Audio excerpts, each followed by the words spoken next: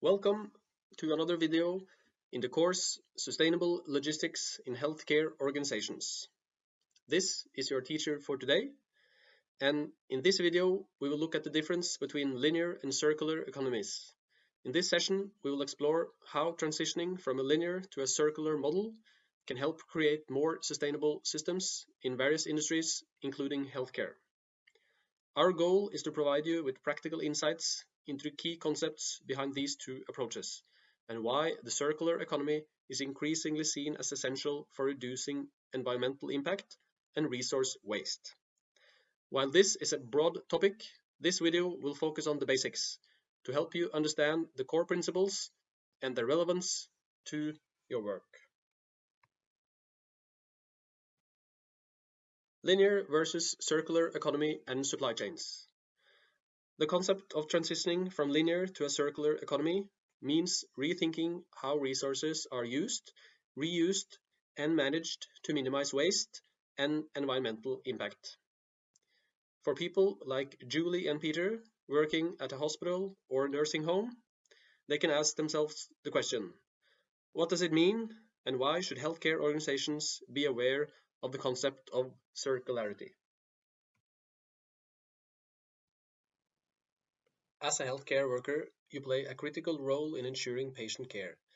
But it's also important to understand how the systems you work in, such as supply chains and waste management, impact the environment. Two key concepts to consider are hence linear value chains and the linear economy versus the circular value chains and circular economy. Let's start with linear economy. The linear economy is an overreaching system based on extracting resources, using them for production, and disposing of them after use. This system doesn't always focus on resource efficiency or sustainability and can lead to environmental harm and resource depletion over time. Take medications and packaging. Medicines often come with significant packaging waste, such as plastic blister packs or cardboard boxes. After use, these materials are discarded instead of being recycled or repurposed. The term linear refers to the straight progression that a product can follow, with a beginning, a middle, and an end. There is no thought along the line regarding recycling or reuse. Now, a linear supply chain refers to the traditional way goods and services are produced, used, and disposed of. In this model, resources are extracted, turned into products, used, and then discarded as waste. This take, make, waste approach does not prioritize reuse or recycling. You dig up the resources, you make a product, for instance plastic gloves, you source it and purchase it at the hospital, where you use it and throw it away, not thinking about reuse or recycling. Gloves, masks, and single-use medical supplies. These items are often produced using raw materials delivered to hospitals or nursing homes, used once and then thrown away. After use, these products are disposed of as medical or general waste, often ending up in landfills or being incinerated, which contributes to pollution and carbon emissions. Now, why is this relevant? Even though you may not control purchasing or waste management, you are a key user of these resources. Understanding the linear system helps you see opportunities to reduce waste and promote sustainable practices, hopefully. For healthcare workers like Peter and Julie, it might be helpful to understand what a linear supply chain is and what linear thinking means when being introduced to the concept of circularity. The circular economy is a broader system that builds on the principles of reuse, repair, recycling, and redesign. It aims to eliminate waste and make the most of resources by designing products and systems that prioritize longevity and environmental impact.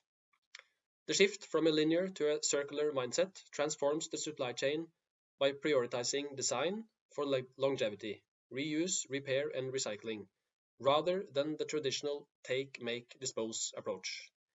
Hence creating a system where resources are continuously cycled and waste is minimized.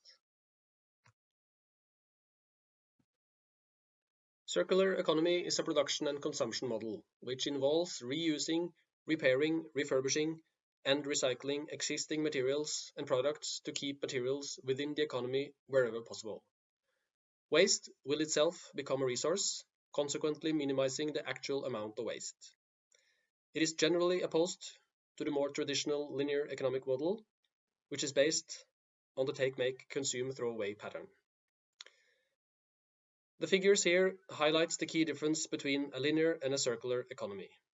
While the linear model follows the take, make, consume, throw away pattern, the circular economy focuses on the reuse and the repairing and recycling of materials, turning waste into a resource itself and creating a system that minimizes environmental impact and resource depletion. Although you may not manage resources directly, your actions contribute to the success of circular practices. Understanding the circular approach can help you make more sustainable choices and encourage improvements in your workplace. Now, let's take a look at why we need to switch from linear economy and linear supply chains to a more circular economy and more circular supply chains. Protecting the environment. Switching to a circular economy helps reduce pollution and waste by encouraging recycling, reuse, and the design of products that have a lower environmental footprint. Reducing raw material dependence.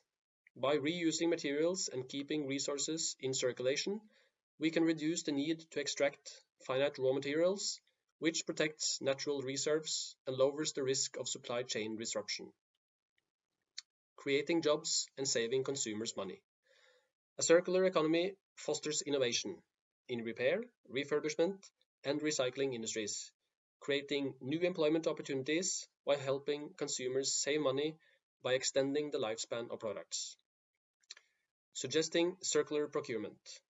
Promoting circular procurement involves choosing suppliers and products that prioritize sustainability, such as using recycled materials, which drives demand for environmentally friendly practices throughout the supply chain. Actions that healthcare workers like Julie and Peter can take are of course many, but some of them might be to encourage reuse and repair, minimize waste, promote recycling, and suggest circular procurement. There are a lot of possible focus areas for Julie and Peter, and some of them might be medical devices and equipment, medical supplies and consumables, medical textiles, and waste management. Encouraging the reuse, refurbishment, and shared use of medical devices can significantly extend their life cycle and minimize waste. By repairing and maintaining equipment rather than discarding it, healthcare facilities can reduce the demand for new products, save costs, and decrease the environmental footprint. For example, instead of purchasing new infusion pumps when older ones show minor wear, these devices could be refurbished and redeployed to other departments. Additionally, shared use of high-cost equipment such as diagnostic tools or mobility aids across multiple departments or facilities ensures optimal utilization and prevents underuse, further reducing waste. Promoting the use of biodegradable materials can significantly reduce the environmental impact of disposable items commonly used in healthcare, such as packaging, bed liners, or single-use cutlery in cafeterias. At the same time, supporting recycling programs for non-biodegradable items ensures that materials like plastics, metals, and glass are processed and reused rather than discarded. For instance, setting up dedicated recycling bins for used IV bags, packaging, or aluminum trays in specific areas of the facility makes it easier for staff to participate in recycling efforts. Combining these practices helps healthcare organizations create a more sustainable approach to managing waste. Shifting towards sustainable and reusable medical textiles can drastically reduce the volume of waste generated by single-use items. Reusable textiles such as gowns, drapes, and bed linens can be designed from durable, eco-friendly materials that withstand multiple uses and sterilizations. This not only reduces waste, but also decreases the demand for disposable alternatives, which often end up in landfills or incinerators. For example, a hospital could replace single-use surgical gowns with reusable ones that meet the same hygiene and safety standards. By implementing a robust laundering and sterilization process, these textiles can be used repeatedly, cutting down on both costs and environmental impact.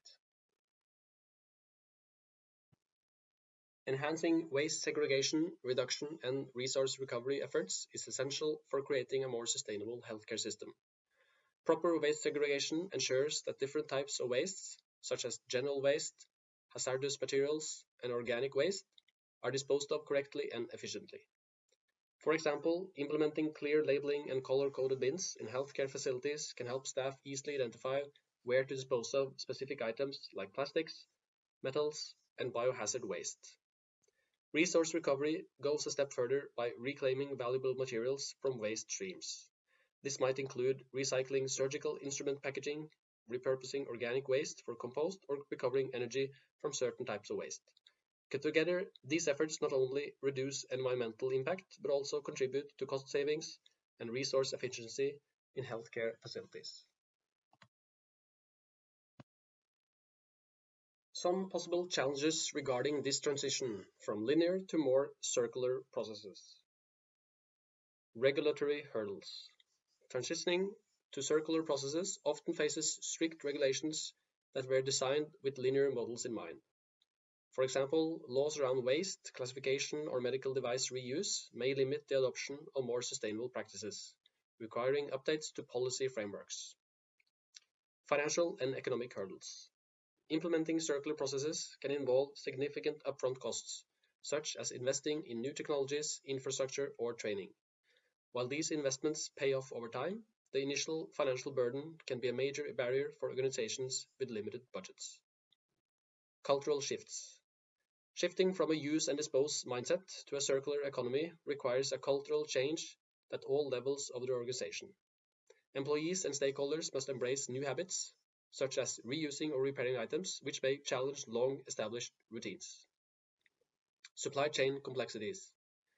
Adopting circular processes adds complexity to supply chains, as organizations must coordinate with suppliers, recyclers, and refurbishers to ensure materials and products are reused or recycled effectively.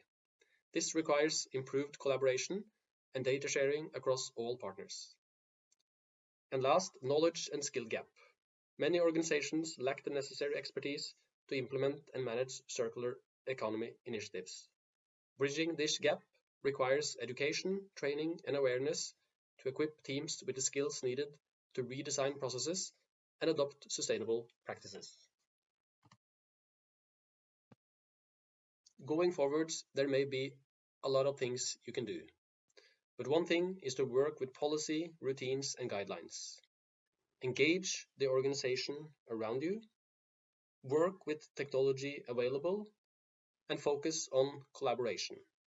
Collaborating with external partners such as suppliers, waste management companies, and industry peers ensures the entire value chain works together to maximize resource recovery and minimize waste.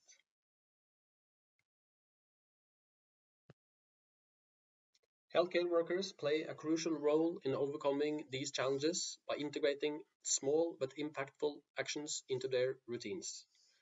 While systemic change requires collaboration across many levels, their daily efforts in waste reduction, proper equipment use, and sustainable practices are essential for advancing circular economy principles in healthcare. Workers like Julie and Peter play a crucial role in the shift from linear to circular thinking. This was a few basic principles behind the concept of linear and circular logistics. We have covered linear circular economy and linear and circular supply chains. Make sure to check out the other videos in the course Sustainable Logistics in Healthcare Organizations. Thanks for watching.